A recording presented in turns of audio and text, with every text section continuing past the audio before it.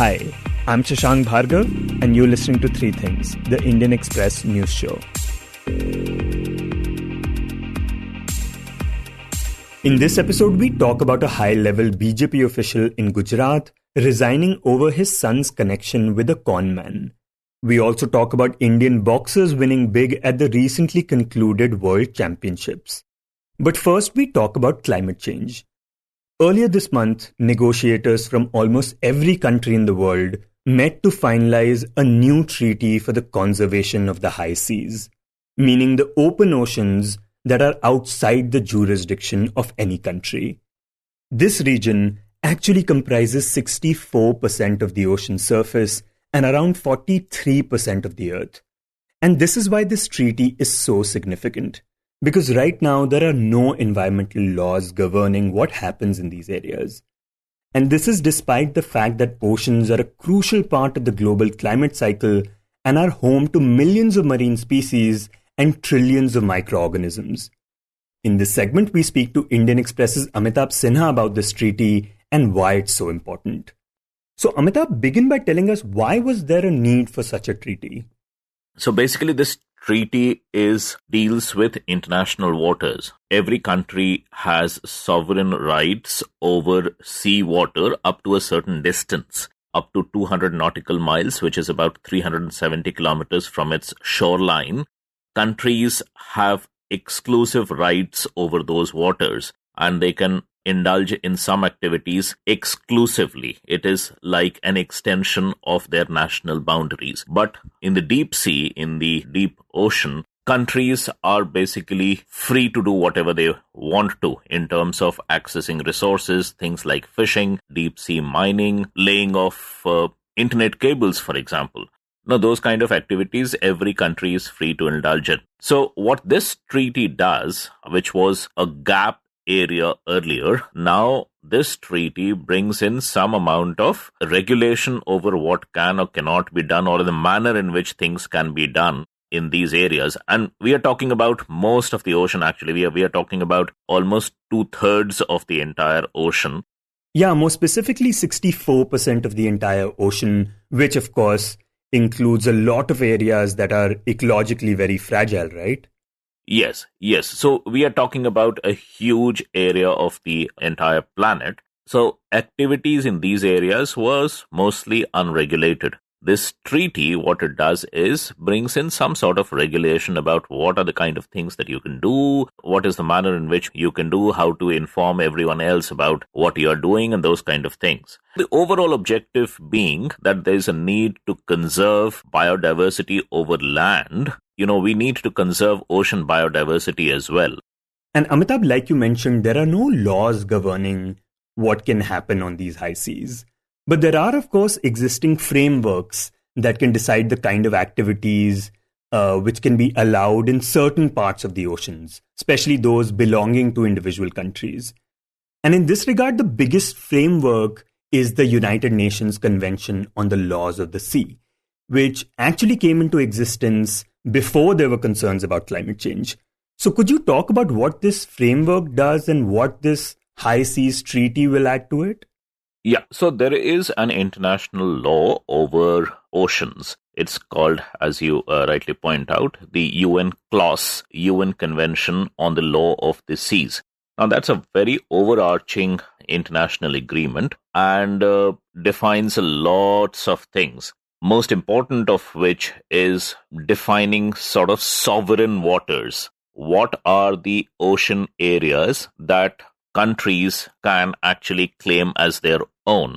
So before UN CLOS came into being, these areas were not defined very definitively. And the reason being that once you go 200 kilometers from the shore, it's possible that it clashes with the boundary of other countries. So it wasn't very well demarcated. And even now, not every country has been able to demarcate its exclusive economic zone because there are contesting sort of areas where two countries might be claiming the same area because it's contiguous. Their 370 kilometers from the shoreline can be part of our 370 kilometers from the shoreline kind of thing. So that is getting resolved slowly all over the world. And that is because of the UN clause. It's a very comprehensive agreement, and it is the agreement as far as oceans are concerned. Again, as you point out, the UN clause actually came into being in the early 1980s when things about climate change and biodiversity,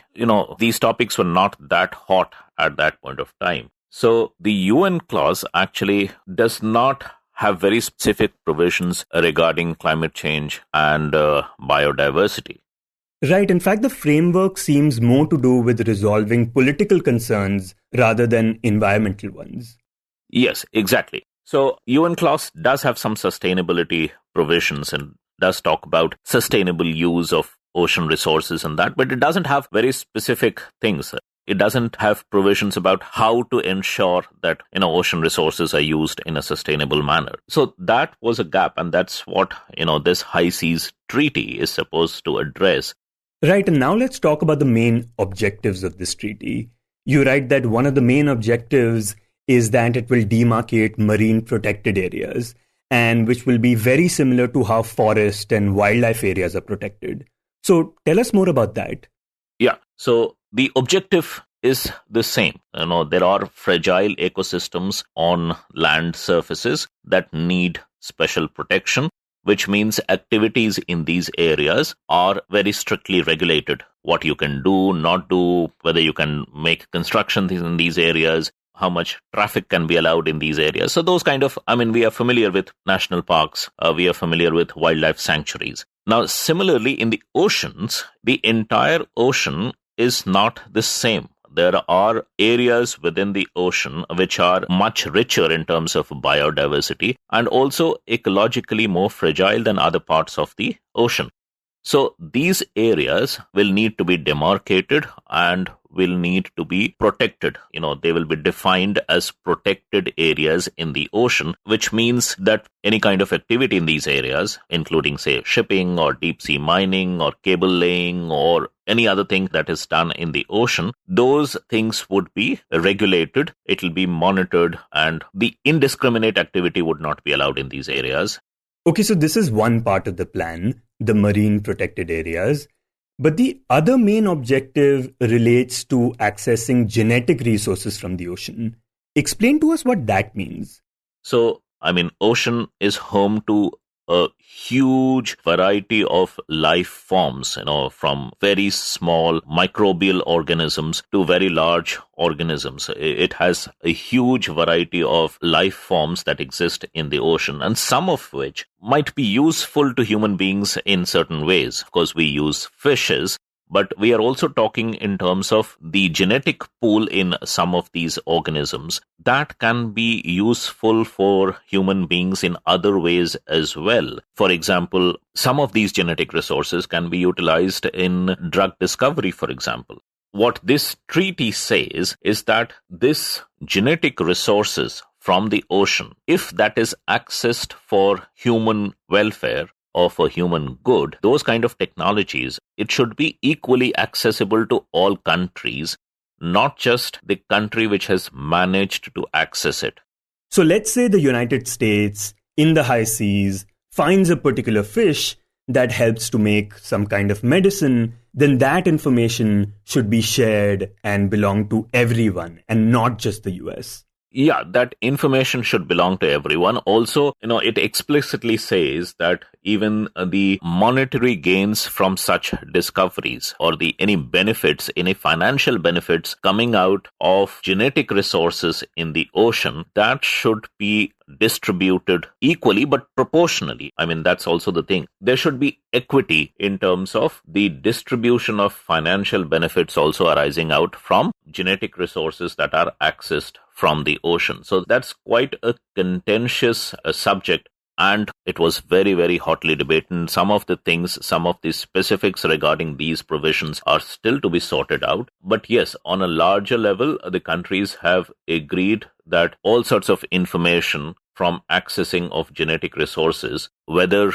in terms of creating knowledge or financial benefits, it should be equitably shared amongst all countries, because high seas are actually no one's property and at the same time common property for everyone, for the entire world. Then there are a few other things which are more technical in nature, in the sense that countries have now agreed to have environment impact assessment of the activities they carry out in deep seas. Things like deep sea mining, for example. If there is a large project which the country thinks will have an environmental impact, then those kind of projects will have to have an environmental impact assessment. Now, very much similar to what we do on land again. Yeah, for example, on land, an environmental impact assessment has become very standard. And in fact, it seems so surprising that we don't have that for the oceans. Yeah, so there was no international provision that forced countries to do that. Now, again, some of the specifics about this still to be finalized. Like, for example, once you do the EIA, then how is it ensured that what you have mentioned in the EIA, whether you are complying with the provisions of EIA or not? Who clears your EIA? Even that is not very clear as of now. I mean, can countries say, if it's a very, very polluting exercise, for example, that is happening, can the countries of the world get together and block one country's attempt to carry out any such project? Now, that's a question that is still unanswered as of now and will need to be resolved going forward. But as a principle that you need to incorporate environment impact assessment, that has been agreed. So that's another very important aspect of this treaty. And as you say, it's surprising that this kind of thing was not part of any international law earlier. And Amitabh, right now this treaty is not international law, but the hope is that it will become one day. So talk about how that would happen. What would it actually take?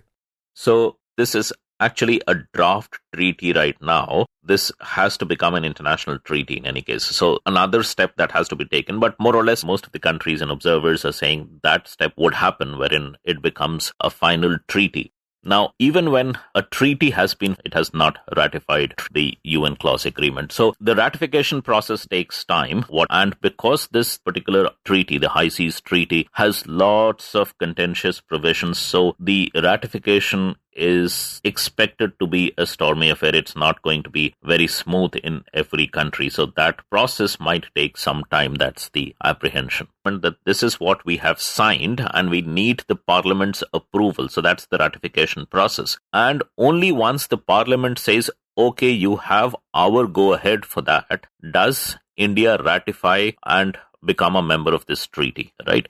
And only when a minimum number of countries actually ratify it does the thing become an international law. So, for example, you had the Kyoto Protocol in 1997 and, Kyoto Protocol took 8 years to become international law, only in 2005 because, countries were holding back. The United States, for example, never ratified Kyoto Protocol even though it was one of the signatories. It signed on to it. Even in the case of UN clause, the United States is a signatory but never ratified it. It has not ratified the UN clause agreement. So the ratification process takes time. And because this particular treaty, the High Seas Treaty, has lots of contentious provisions, so the ratification is expected to be a stormy affair. It's not going to be very smooth in every country. So that process might take some time. That's the apprehension.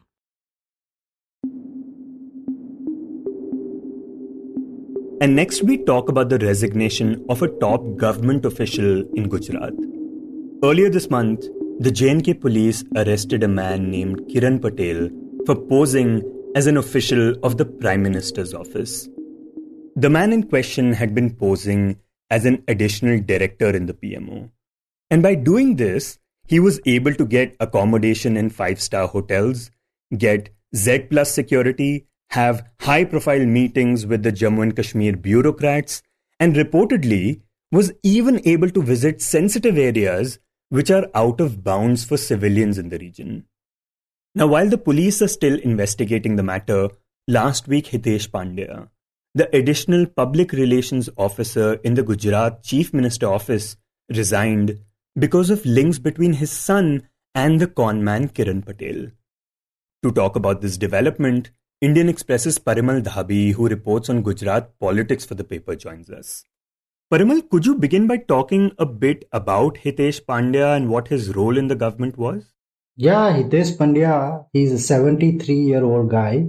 He has been with the Gujarat Chief Minister's office since 2001, and probably he is one of the longest serving officers in the Chief Minister's office in Gujarat. And he has been handling the personalized communication of the Chief Minister ever since he has been inducted into the Chief Minister's office since 2001. And what reason did he give for his resignation? What exactly did he say? So, as all of us know that this man Kiran Patel, he's been arrested in Jammu and Kashmir for impersonating as an official of Prime Minister's office. So, when this man was arrested in Jammu and Kashmir, Hitesh Pandya's son Amit, he was accompanying Kiran Patel. So, ever since this news came, a lot of allegations were going on against Hitesh Pandya and his family. Just recently, he has resigned from his post, saying that I don't want the government to be in an embarrassing situation because of me. He's also claiming that he and his son, both of them are innocent, and his son has been called in by Jammu and Kashmir police only as a witness and not as an accused. So he has basically resigned on his moral grounds, saying that he does not want the government to be in embarrassing situation. And he's also praising Prime Minister Narendra Modi. Whatever he is today, it is because of Narendra Modi. And he does not want Mr. Modi to be in any sort of embarrassing situation because of him or his family. And we understand that his son is a businessman, but what is his connection to the government and more specifically to the state BJP? So, yeah, we interviewed Hitesh Pandya recently on the day when he resigned. So, according to him, his son is into supplying security-related home appliances to various clients. He is running his business in the name of Safe Solution, that is his company. And he was also associated with the Bharatiya Janata Party's social media cell till January this year. And in the reshuffle of the party, he was relieved of his duties from the social media cell. Right, and the fact that he was accompanying the conman Kiran Patel certainly raises a lot of questions, especially because there is not a lot of things we know about the case, right? We don't know who all he was able to meet and what information he was able to gather because of this. But what we do know is that there were multiple FIRs that had been filed against Kiran Patel going all the way back to 2017. And these FIRs are particularly revealing. Could you talk about what they tell us? Yeah, so there were 3 FIRs against him before his arrest in Jammu and Kashmir, dating back as far as 2017. So one of the FIRs is from Ahmedabad city, Naroda police station. The other FIR is from Raupura police station in Vadodara city. And the third FIR is from Bayad in Aravalli district of North Gujarat. And in all these 3 FIRs, he has been facing charges like cheating and criminal breach of trust. After these 3 FIRs and after his arrest in Jammu and Kashmir, very recently Ahmedabad Crime Branch has also registered an FIR against him. And the complainant in the latest case registered against Kiran Patel is a former BJP minister's brother. And again, in this FIR also, he is facing cheating and criminal breach of trust kind of charges. And the 3 previous FIRs, in the 2 of the FIRs, he is out on bail. And the third FIR, which was registered in Vadodara, Raupura police station, in that FIR, he was arrested, but then he had moved a quashing petition in Gujarat High Court. And following an out of the court settlement with the complainant, the FIR was quashed. And in some of these FIRs, there were some glimpses of what he was up to, what J&K police has found. In some of these FIRs, he had been claiming that he had links in the PMO. And Parimal, considering it's the name of the Prime Minister's office that is involved, and you also have this recent resignation from somebody in the Gujarat CMO, does the BJP government find itself in an embarrassing position right now? It seems like that. The Gujarat government has maintained silence over the issue. There was a question raised in the Gujarat Assembly's budget session is on, and very recently, Chief Whip of Gujarat Congress, who is there in the Assembly, he had raised the issue. One of the allegations that are going on against Kiran Patel is that he had held a meeting related to G20 in Gujarat. So CJ Chawda, who is the chief whip of Congress in Gujarat Assembly, he had sought a clarification from the state government that if such a thing has happened, then the government should clarify whether it had happened or not. If this man, Kiran Patel, who is known as conman now, whether he actually held any such meeting on behalf of the government to create awareness about G20. But even after this, the state government has not said anything about it. It has maintained silence over the issue. And it clearly seems to be in an embarrassing situation.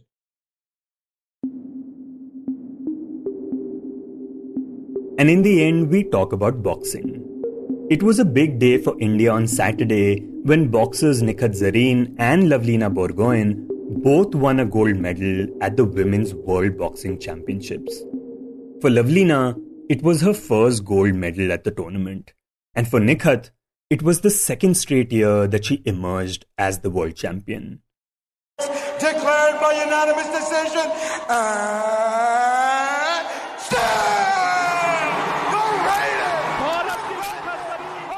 In this segment, Indian Express's Shashank Nair joins us on a call to talk about the significance of these wins and the road ahead for these boxers. Shashank, let's start by talking about Nikhat Zareen. We understand that hers was a very closely contested match. Talk about what stood out to you about it. So one of the criticisms that she's been carrying on for a very long time is that, when there are technical bouts, she's really good. When they are scrappy bouts, she's not so good. And one of the improvements that you've seen in this tournament is just, she's been willing to fight those bouts out, because these bouts can get very messy in the sense, their opponents will clinch her, they'll put their body weight on her, and it becomes less of a boxing match and more of a war of attrition. And to survive it and to somehow, still make it count and make those points, crucial moments like, shining through there. I think she really did well in those instances. And I think this final bout that she had was an embodiment of the amount of work that she has put in over the last few years, the improvement that she's shown. So I thought that was one of those standout moments of this entire tournament, that you could see that in that final match itself. And could you put her win into context and talk about how significant it is? Because becoming the world champion for the second straight year doesn't happen that often, right? Yeah. So there are a couple of caveats with this too, right? I mean, yes, she has 2 world championships and in 2 different weight classes. Last year in Istanbul, she won in the 52 kg weight category, and this year she has had to cut down to the 50 kg weight category, which is an Olympic weight category. And the caveat is, last year, I don't think the competition was that high because it was just a year after the Olympics. Like, it was sometime after the Olympics. So not a lot of top athletes, came in. And this time around, like countries like the United States of America, Britain, Canada, like Ukraine, like some top boxing countries weren't over here because of the IBA's dispute with IOC on boxing in the Paris Olympics and the LA Games. So that conflict basically ensured that not a lot of top boxers turned up. But even then, in her category, there were tough bouts. And she went through them, and this year it's just been one of those things where 6 bouts she had to face, and that was the trouble. Like, in the short amount of time that these world championships took place in, to have 6 bouts and they're so physically grueling, it was like that was the tough part of it, and she came out of it with flying colors. And you spoke to Nikhat after her match. What did she have to say about her win? So we were part of a press conference with other reporters, and she seemed really happy and she seemed really relieved. And because it was this world championship for her was tough in the sense that it was very, very physically demanding. She had to cut weight, so she was already not at her strongest, because cutting weight is, it's a tough affair to have, especially in the lower weight classes. And that was one thing. Then the number of bouts was the other thing. So I think she was just feeling really relieved by the end of it. I was the happiest woman on the earth today when my hand was raised and after becoming, defending my title today in the ring, and I was very happy to win gold medal for my country. So my strategy was to be... and Shashank, besides Nikhat, we also saw the middleweight boxer Lovlina Borgohain winning her first ever gold medal at the Women's World Boxing Championship. So talk about her win a bit. So Lovlina's was a very tough one. It was a tough case. Okay, so she has had a 6 kilo weight jump, because the 69 kg category that she was in is now scrapped from the Olympic program. for Paris. So she has had to move up 6 kilos to 75. And this was, I think, one of her first major competitions in the weight category. And she did exceedingly well to get to the gold medal match.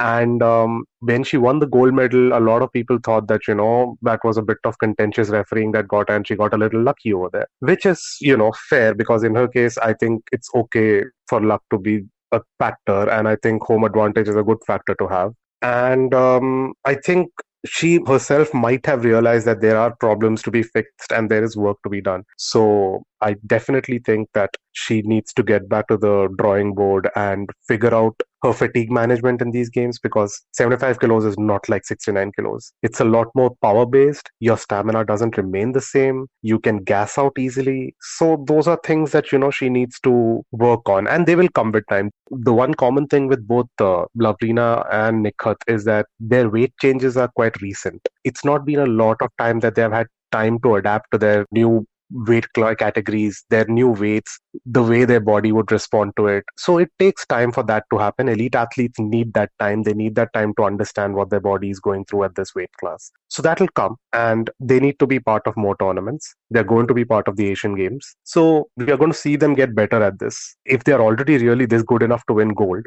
I think when the Asian Games come and when the Paris Olympics come, we'll see them get better and better at, managing this entire new categories. Right, and you mentioned the Paris Olympics. I mean, Nikhat has been eyeing the Olympics for so long, right? So tell us what it would mean for her and what would it take? So, see, the lower weight categories in India are highly challenged. You have at least 4 boxers right now in camp who are more than willing to take up that spot of hers. It is hers for now. It absolutely is, and she has deserved it. So I think the context that needs to be added here in terms of why she deserves to go for the Paris Olympics is, first of all, Paris Olympics is like a year away. So I think we should focus more on the Asian Games. The Asian Games is happening in a few months, and she has absolutely earned her way into a spot over there. And the Asian Games is a Paris Olympic qualifier. So if she does well at the Asian Games, she should get that spot for Paris. Now, what these World Championships and what the last few years in general have shown is that she is a very unique Indian boxer. She has a mid-range game that is very unique to Indian boxers. Not many Indian boxers like to stay that close to their opponent and draw those opponents into punching, making them miss and then hitting. It's the trait of a very confident boxer. It's the trait of a highly technical boxer. And we as a country need to back that. And it finally will happen, I think, at least this time around. I don't think there is any other real threat to her in that weight category. There are good boxers in that category. Neetu Gangas is in the 48 kg weight category. She won gold. I'm sure she would also want to go for Paris. I don't think at the current level Nikhat anyone is going to stop her. And the only person who would have been a roadblock would have been MC Mary Kom. And MC Mary Kom is not eligible to participate in the Paris Olympics. So it's pretty much a given at this point, barring injuries, a major drop in form, or, another boxer emerging and hands out being better. I think this might be, this is her spot to lose, I would say.